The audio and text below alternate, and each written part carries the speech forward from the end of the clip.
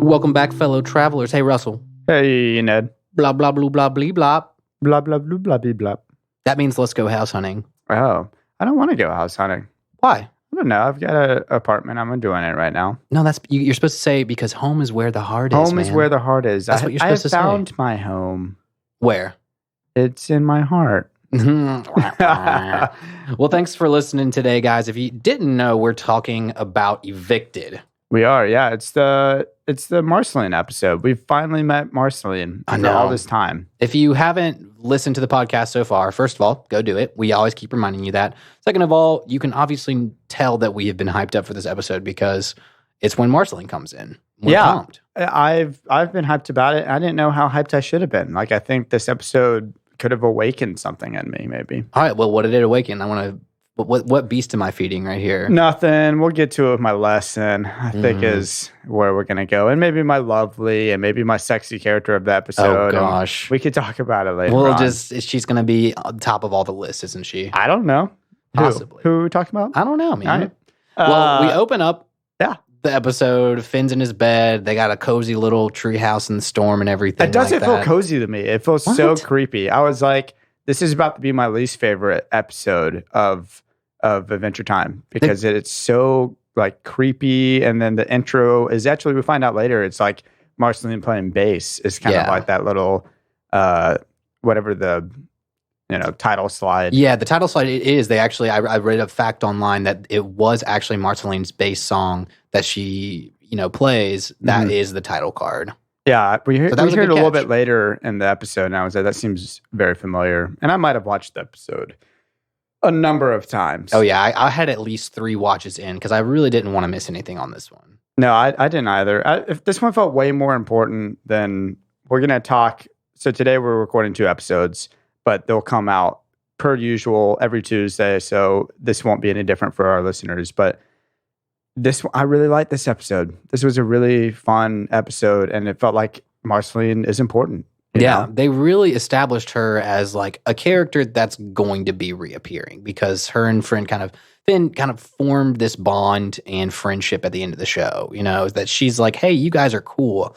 I'm going to hang out with you more. You know? There's like a mutual respect there, sort of a thing. Though Finn, it almost feels like, I was like, is this Finn's first crush? But then again, like Princess Bubblegum has kind of been a crush a little bit, and she totally lays one on him at the end there. Yeah, she gives him a little cheek kiss, But all he had to do was turn. All Finn had to do was turn. Yeah, but we learned in the Enchiridion that cheek kisses are for grandmas. Remember? She did. Oh, she is 1,000 years old. She is 1,000 years old. No, I don't like thinking of her as grandma vampire. I know it's tough, but I remember we had discussions on PB. We figured out when she had been dating old Mr. Cream Puff that obviously she's not like 18 years old. We know she's old too. Yeah, she's old too. So yeah, you're catching on, man. I love that. You're diving into the universe and you're picking up on these like subtleties, which I think is awesome. Man, I don't like thinking about either one of them as old grandmas, but don't think about it like that because. So one of the things I noticed in this episode, and we're just diving into like our theology and stuff without even discussing what's in the episode, but is this like Marceline is super flirty and she almost kind of gets away with misbehaving / being mean / just being a bad person by being flirty. And I was like, dang, that's, if we're taking away real world concepts, I mean, not all girls are like that. I'm not blanket statementing anything here. This is the episode we get canceled on. No, but I was like, man, that's a power to be flirty, to manipulate people, dude. Yeah, manipulation's not good. It's not good at all. And I think she's doing it to a degree with Finn, but I don't think it's anything. I don't know. I don't think it's. She's not in the wrong yet. She could get there. I could see it leading down the path, but it's not like Princess Bubblegum. I feel like Princess Bubblegum was leading Finn on way more. Yeah, than Marceline and does. Princess Bubblegum had motives of like, I want you to do this for me. I want you to be the hero and save the kingdom and all this stuff like that. So that's there. And then Marceline doesn't have anything except for she just like wants to steal their house, and I think it's because she's bored too. Like, she's not stealing the house, dude. They're squatters. I mean, is everybody a squatter with some money transfers? I don't know. So that was something I wanted to ask about. So Finn and Jake are squatters in the treehouse, according to the episode.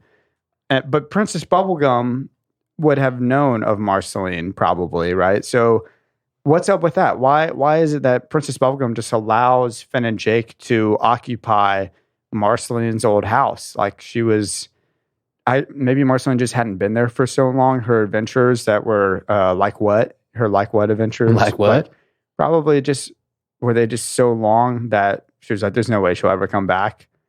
I don't know. I'm confused about all that. If this were to be a segment where you were theoretically thinking something, you're on the right path. It's awesome. You're right there. There is you know what? I'll drop a spoiler drop here. Spoiler drop. That the history of Marceline and Princess Bubblegum runs deep. Yeah. All the way to the series finale of the show. There's some history stuff that a bomb gets dropped, basically the last series finale. And so take that, man, and then like every time they have interactions between PB and Marceline, every time they kind of give an extra history of either one of their pasts, they've had a lot of interaction through the years. So you're there, man. I could feel that, and there's been I haven't seen any spoilers yet, which has been great, but there's definitely been certain things just out in the Adventure Time internet universe, cosmos, that have every now and then someone says something about like, oh, well, what about PB and Marceline? I'm like, I don't want to see this. Yeah, I'm getting off of this page. But don't even scroll through our own Instagram because you're just going to get so many spoilers thrown your way. It's true. But my question, I guess, is, does U not have a centralized government or something or some sort of a housing laws or whatever? You can just literally, oh, this is unoccupied. We live here now. This is ours. I mean, it's a tree. So and it's not in the Candy Kingdom. So it's not like, I don't think it is, at least. It seems like it's outside. You're right there. I mean, because there's kingdoms. We learned the first mention of the Fire Kingdom in this episode. Mm-hmm. Fire Kingdom, Candy Kingdom. We've talked about the Ragdoll Kingdom. We've seen Ghost Princess, so she's got a Ghost Kingdom. So yeah, I mean, everything outside of that's probably kind of unprecedented territory. And then there's a self-proclaimed character. He self-proclaims himself the King of Oo later. Oh, cool. And it's got to be the worm, the giant worm. Hug me. King Worm, yeah. Yes, friends, hug me. I wanted to talk about King Worm, who appears at the end of this episode, and Finn, was getting mad at the little worm. He said, "No worms on the bed." And what about him? It appears again in season 4. Okay. This King Worm and the hypnotizing powers. And so I tried to do some research. I tried to make sense of why it was in this episode particularly. It just feels so random. There's a TV show called Space Dandy. Mm-hmm. I don't know if you've ever seen Space Dandy, but it was created by the creators of Cowboy Bebop, which is one of my favorite shows that I've been trying to get you to watch forever. I've watched a few. And Samurai Champloo, which is like his next. It's like Bebop was, outer space, bounty hunters, and bebop music and blues. And then Samurai Champloo was like breakdancing samurai sort of a thing. Okay. And then Space Dandy is this show that has these endings. Every ending of the episode, you go, the character's dead, or this, like, a huge implication of what's going to happen in the next episode. None of it matters. And then the very next episode, they're just back on the spaceship and they're hanging out. And I think that was what this ending was. It was a very Space Dandy-esque, who cares? About what just happened at the end there. I'm sure it was a creative choice to just be like, hey, let's just throw some random, creepy stuff in there. And I was, trying to figure out, because King Worm comes back in season 4. And I won't drop any spoilers beyond that. But I was trying to figure out, why does it tie to Marceline specifically? Why does it tie to this moment? Is everything between this time and season 4, is it some weird dream because they are still under this trance of the King Worm? And there's nobody that has an answer. I hope not. No, it's not. That was a theory I've seen. That was a theory I had. The Ho-Oh of the Pokemon series where he's still in a dream and that's why he's 12 years old for forever. Exactly. Yeah. And it's kind of like that, but for all you new watchers out there, don't worry. That's not the theory that proves true. I tested it online. I dug through some forums, and No, we're good to go. Like, it was just super random. So don't worry about King Worm just yet. Well, they have to do some house hunting. And so it's interesting. I guess I want to talk a little bit about, so Jake comes in, and at first Jake is telling Finn a scary story, and Finn is freaking out. Mm-hmm. And then the roles reverse a little bit when we get introduced to Marceline, and all of a sudden, like, she kind of, rubs up on him a little bit, and he's like down for Marceline. And Jake is freaking out because he's like, no, dude, she's a vampire. And I've made up scary stories. Yeah. And I've heard scary stories about vampires. You can't trust them. And so all of a sudden, like, the roles are flipped and he's actually freaking out. Mm-hmm. And even at the end, like, Jake has to overcome this, like, real fear of Marceline and her vampire form. Yeah. And what's crazy is Jake is such a boss through the show. Like, he's so powerful. He charges headfirst into a ton of situations, but continually, and it's a continuing like trope of Jake, is that he is terrified of vampires. Doesn't want to deal with them at all. So like, it's really cool consistency we see from season one. Yeah.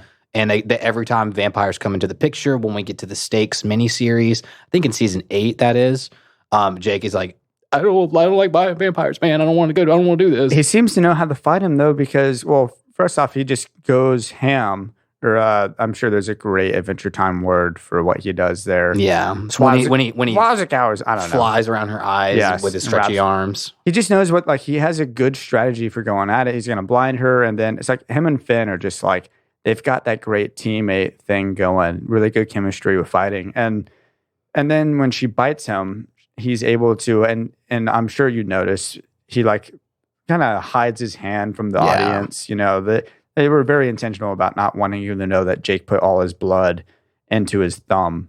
You know? And it's a point you're supposed to like. You're not supposed to know. Empathize with Finn on why he freaks out, because you're like, did Jake just die or become a vampire? But he's like, no, I sucked my blood and guts into my thumb. He goes so ham on that. With his face is just freaking out. Yeah, great artwork, by the way, on Ultimate Freak Out face. Like, that was awesome. Very fluid. And then one of my favorite moments when Marceline just kind of spanks him. Throws him his butt. Hey, we are. We're gonna probably have a little butt mention in every episode, right? Maybe she is leading him on in a bad way. Maybe there is something there. Yeah, I mean, she's throwing out these little flirty vibes, and I mean, I don't know if I could say I've seen it happen, but like, I mean, I feel like girls when they're I'm not even going to start on this train. Go for it. Come on. I think girls kind of throw this flirtiness out as a little bit of a dominance, kind of going, I know, and especially him as a 12-year-old boy, that like, I know that your hormones are raging. I know that if I like kind of been like flirty and friendly and huggy and kissy on you,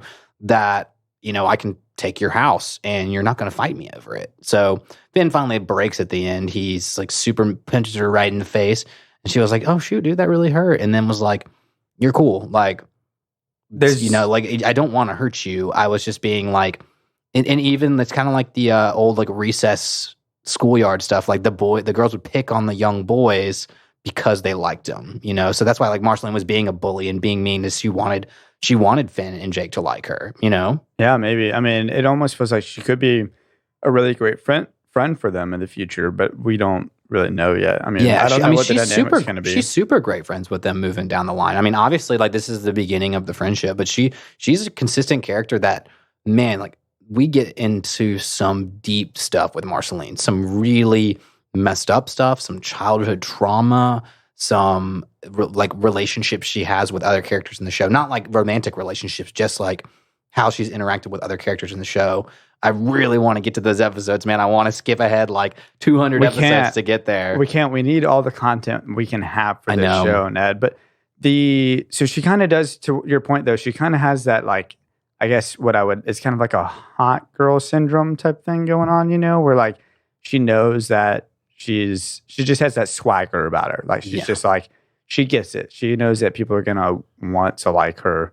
And she rocks it a little She's bit. got BDE, and I'm not going to say what that means on the podcast, so you can go Google it. But she's got BDE, man. I might have to Google that later. She's a cool character. Yeah, well, I think we've talked about her already, so let's just go ahead and put my lovely out there for this episode. Give me some sugar, baby. My lovely, it's also my sexiest character of the episode. It's Marceline's vampire form. Oh, the mega bat with human arms with creepy teeth. Yeah, that's definitely my sexy character of the episode. Okay. Oh yeah, definitely not Marceline herself. Definitely not that. I mean, she's a goth vampire girl of your dreams, not mine, but your dreams. She's 1,000 years old, so wise, I guess. I don't know. She's got the hots for Finn. She loves messing around with people. Very powerful. I mean, the candles, like. Yeah, and she like snaps her fingers and all the candles. Candles come on. She's adventurous. She lost track of her moral codes. Wink, wink. I don't know. Plays video games and she plays bass guitar. What is not to like about Marceline? My girlfriend was not loving the fact that I added another waifu. Oh gosh, this week. I have a handful of waifu from anime that I jokingly claim, and Marceline may or may not be in the background of my phone right now or my lock screen. Oh gosh, Russell, don't get creepy on everybody. I'm not getting creepy. I'm not saying that she is my lock screen, but if you look down at the table right now, Ned, you might see that she is my lock screen. I'm confirming for the audience that he's got Marceline on the lock screen. It's fine. I don't know. I got nothing.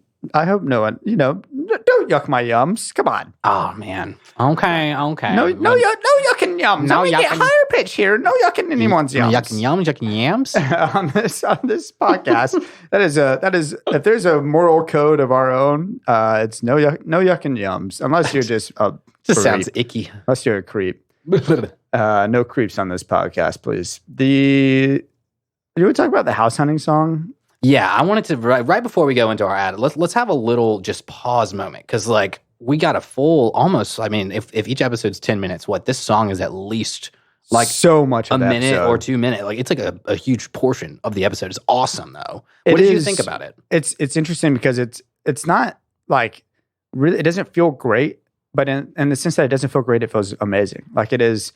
Like, I couldn't figure out for the life of me. I would love someone in the comments or whatever to tell me what the time signature is for this song outside of when they go in the halftime, when they go, should have fought that vampire lady. You know, or that sexy vampire lady. No, you should have stayed and fought that sexy vampire lady. Yeah. I'm sure that would be a lot easier. But the rest of it, like, it's got really great melody or a rhythm to it. And just the rhyming and all that is really fantastic.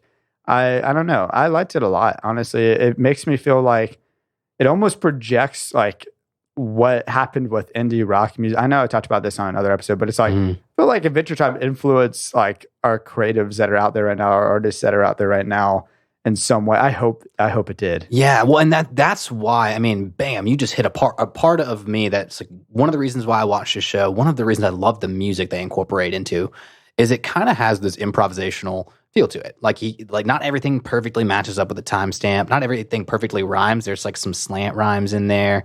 And that improvisational aspect of it always encourages me to like be creative. Just like say what you want to say. Just sing what you want to sing, even if it doesn't perfectly line up.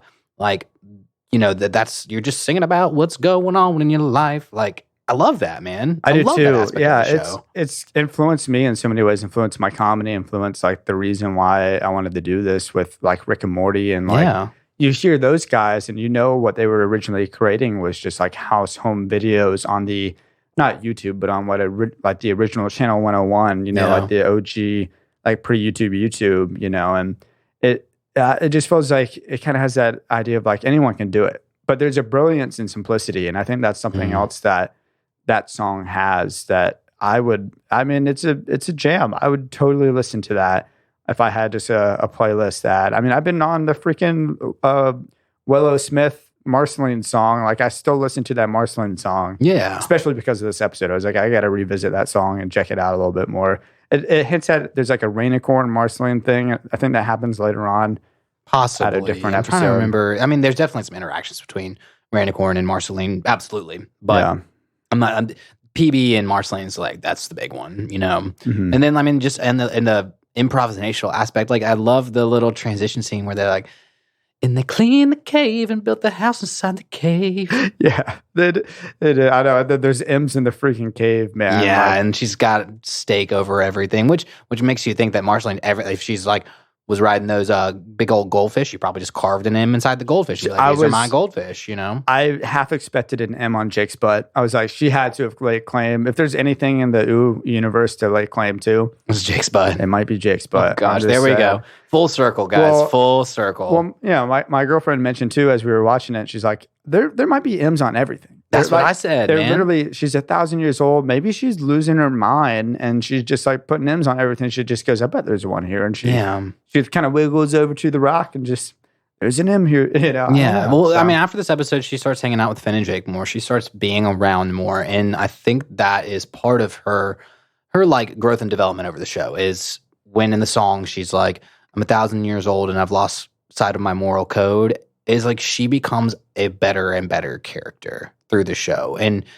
does things like, she doesn't owe anybody obligations. She kind of, throws caution to the wind and's like, I'm going to do my own thing. I don't really care about this kingdom. Obviously, it's not my kingdom. And she slowly develops to start to care about people. And so this is the beginning of her journey. It's freaking awesome. But with that being said, let's sponsor it up. Let's get them sponsies in. Yeah, let's hear about them little critters, them little critter figures. Critter nuts. Critter nuts. Oh.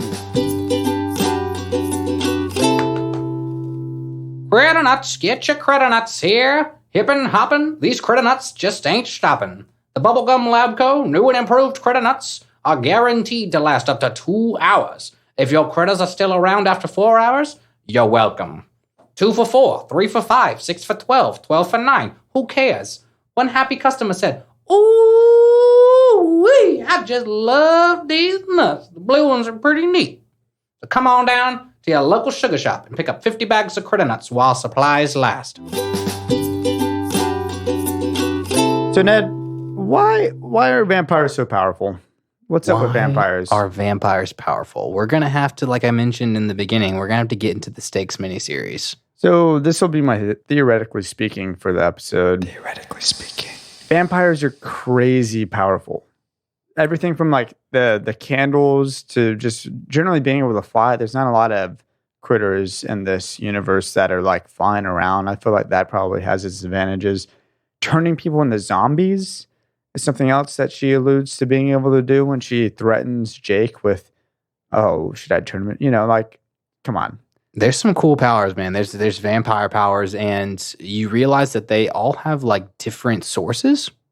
So not every vampire is as powerful as Marceline. So she has like an object or a thing that is. No, it's not an object or a thing. But we will have to, like I said, we'll have to get to the stakes miniseries. For all my fans out there, I know you're like itching to talk about like why Marceline is so powerful and why she's a vampire. There's a lot of episodes that go into backstory on Marceline of how she is so powerful, why she is the way she is. Why is, like, for the longest time you're like, why is there no more vampires like out there? And so all of these questions get answered. So you're theoretically speaking, you're there, man. Like you're on the right track. Well, the big one is the weather. I wanted to talk about the weather. It seems to me that she controls, like, the way that she's able to go out into the universe during the daytime is that she can manipulate the weather. I don't know if this is actually happening. This is just my theoretically speaking.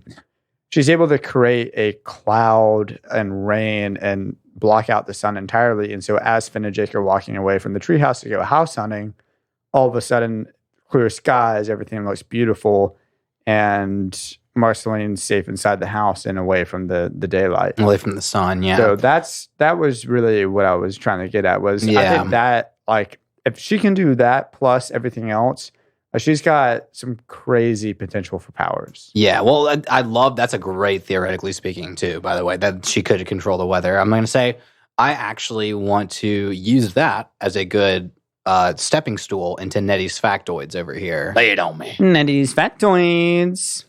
So I have a separate soundbite. We have two. Now we have two sound bites for that. But my factoid on that was like, yeah, I was the first time I watched it, I was like, well, why were they getting ready for bed and then it's daytime?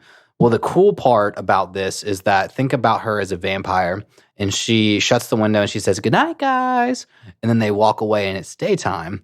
So it's not her controlling the weather. It's the fact that she is nocturnal, and her going to bed is going to bed in the daytime. Yeah, so, I just think that the clouds went away. Like even I just thought it was daytime already, anyways, because it seemed way too bright to be like morning. Yeah, but I mean, they were in their pajamas. They were like settling in Finn's little like bean pod of a sleeping bag thing. Like, so they were up all night, I guess, with Marceline and. I think that's what they were alluding at. How long are days in Foo or Ooh? In Foo, sorry. That's a good canon mistake there. Russell thinks this is the land of Foo. Foo is, again, from Hello from the Magic Tavern podcast that I listen to. It's Foo. Just getting all the podcasts mixed together, man. What podcast is this? So the land of Ooh, I mean, I imagine it's 24-hour days because we kind of saw in the business time episode that there was water and there was land and there's humans. So we can basically assume this is post-apocalyptic, and we're assuming that this is Earth. Okay. Yeah, we're jumping in season 1 now. We're getting at that already. So like we can assume that hours are 24 days. Yeah. Or the days are 24 hours. Well, do you have any other factoids? Are there any? Yeah, man, I got a plethora of good facts today. So a really cool one that I noticed in terms of the Adventure Time show as a whole, that this episode and Business Time, what we talked about a couple of weeks ago, were actually shown before the show's official premiere, which I thought was really cool. Oh, this episode was as well. Yeah, so this was a really early on written episode. So if that's why you see either inconsistencies or some weird things about this episode that may not line up with some of the previous episodes we've watched, just because this one and Business Time were one of the show's first premieres before being on air. Probably to, get fan feedback, to do the marketing research and all that stuff. Actually, you stole one of mine at the beginning as well, that Marceline's bass song was at the title card. I thought that was a super awesome fact. Also, the fact about it being an early episode, we see Tree Trunks at their dance party. Yeah, I was going to bring that up eventually. Yeah, I saw that too. They said it was a mistake of the show. It was actually because this episode they had probably just a little cartoon elephant at that point, but this was written, designed, drawn, made before Tree Trunks. So it wasn't that would make sense. Man. I was wondering about that. I was like so excited because I was like, "What in the world is she doing back? Are they just like forgetting that she was teleported to the crystal dimension? The crystal dimension, yeah. So that's, I mean, I think people pointed it out and they're like, what the heck, man? No, she like blew up and was in the crystal dimension. And so that was a mistake. It's actually like I think they just owned up to it and said, she's at the party. This was one of the first episodes. And then the last like super weird one, I don't know how anyone caught this, but Mr. Cupcake at the party has blue sprinkles when in reality he's supposed to have he's supposed to have blue sprinkles, but he has red in this episode. Party sprinkles. So I mean, like, I don't know why cupcakes can't change their sprinkle. I mean, it's like putting on deodorant or like cologne. It's like fresh tie or something. Fresh sprinkles every day. Again, I mean, Mr. Cupcake was my sexiest character of the episode back from episode 1. Remember? I thought it wasn't for this episode though. Probably not, man. Did you have a lovely this episode? Oh man, I'm trying to think back through. I mean, so you don't have Marceline obviously fever. Like cool. No, I mean, I think she's cool, man. I think she's like one of my favorite characters in the show. But I was thinking about how many Marceline. No. I mean, I think it's one of those things where if I were to be subject to flirty women now, I'm married to all my podcasters out there. I'm a married man. So it's cartoon Ned. It's cartoon Ned. It's cartoon. Well, no, I'm saying like I also know about her through the rest of the show, and I just think she's cool, man. Again, okay. I'm like Finn, man. I think fair. I just want to hang out with her. So she's absolute lovely in terms of like that. But I don't know. I think I'm trying to remember on their house hunting song journey if there was any sneaky lovelies in there, but there wasn't. The bee, the tiger, the thing that held the tiger. I don't know. There's a really cool episode down the road and this isn't even a spoiler drop, but the bee comes back and she's kind of like the main focus of one of the episodes, ends up like saving Finn's life in a way. So I was like, that's really cool that they do take, again, we talked about full circle last week, that they're taking these characters from season 1 and they're expanding on it. They're being like, I think that's like past season 6 is when that episode is. Well, so Jake, let's talk real fast. I mean, you're talking about the song, they're house hunting. Like Jake is forever the optimist. You know, as soon as like Finn's and he's no longer in harm's way, the vampire, he's like, man, house hunting is awesome. Like he like oversells it. House hunting is not awesome. No, it's not. I did it last year. Likes it. Yeah. It's stressful. It's time consuming. That's why, but Jake's a buddy to Finn, man. He's trying to make the best of a bad situation. Well, he had a good point later on in the house hunting song, or after the house hunting song. He has his own little bluesy, like home is a place. Yeah. It's where the heart is. It's where, according to Jake, it's where the people are that you love, and I kind of like that, it's like home, certainly, like Nashville is our home, certainly, but I'd be lying if sometimes I don't accidentally say like, I'm going home to like see my mom or home to see my dad or whatever, so. Yeah, that's a good point, man. It's a good thing to be like, you will say something is home if it's where someone you love is. So that's good. Like, that was a lesson of mine this week, is that home is where the heart is. Cause like you can expand, we could do another hour-long podcast on just that alone, Probably. And I think should we announce what our bonus episode's going to be? Talking about home and finding a home and protecting your home. Yeah, absolutely. That's a great lead in. I love that. Yeah, I think so. We're going to be watching Shrek. We're going to watch the first movie. I don't think it has any like subtitle, does it? It's just Shrek. Yeah, it's just Shrek 1. The Shrek with a lot of Smash Mouth songs. That Shrek. Yeah, it's awesome, guys. We got the inspiration. We were talking about a way to give you guys a break, a way to talk about some other stuff, flex our creative muscles, flex our cartoon muscles a little bit here and there. And I was like, holy crap, man. Shrek is about two adventurers who save a princess and fight a dragon to save their home against an evil lord or king. And I was like, bro, this is like an episode of Adventure Time. And it's something we both like really enjoyed when we were kids. Yeah, man. I've seen it countless number of times, but I haven't seen it in probably 5 or 6 years. So good, man. It's gonna be fresh. It's gonna you're gonna pick up on so many more adult jokes, and just like Adventure Time too, Shrek slides in all those adult inappropriate jokes right under your nose, and I feel like Adventure Time does that big time. Yeah, awesome. I love. Those are some of my favorite episodes so far when they do that. My lesson was just be more open to sexy vampire romance novels and films. This sold you. Now, Russell likes Marceline so much that he's going to start reading Twilight. I've never seen a scene of Twilight, but I think I might have to crack open my roommate's DVDs and watch Twilight. Oh my gosh, that's not a great lesson to take away from this. I don't think any of my lessons are ever good from this show, but that's okay. Oh my goodness. Well, you got another? Is that your last lesson? That's my last lesson. That's my last segment. Unless there's anything else that you had. I had. We talked about at the beginning a lesson on a series. Don't let flirty girls manipulate, man. Unless they're your wives, then your wives cannot be flirty with you. I allow that, but like, don't let flirty girls manipulate you, dude. Or sexy vampire ladies. Let them. Last lesson, man. It was one of it's one of the segments that not segments. It's one of the scenes where they build their cave and all that stuff. When you get new digs, trash it and throw a party. Oh, they're so good at that. That's my lesson of the day. When you get new digs, trash it and throw a party. It's a good lesson. It's a great lesson. Take my lessons from Jake the dog. That's awesome. Well, thank you guys for listening today. This was a fun episode. I mean, we're going to amp up every time Marceline pops up in some future episodes. It's going to be like, this is the beginning of our adventure. I love it. I freaking love it, dude.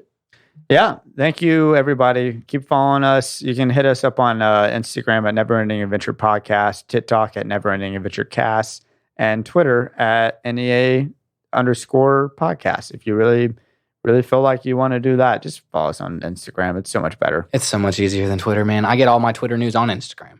Yeah. Thank you, guys. We love y'all, and looking forward to next week. Much love, babies.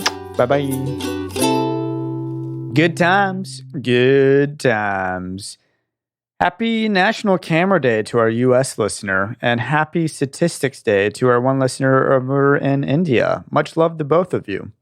Come back next Tuesday for another episode of Neverending Adventure. We'll be discussing episode 13 of the show, City of Thieves. We have been Ned Pruitt and Russell Tyndall. This podcast was engineered by Michael Hitchcock. Till next time.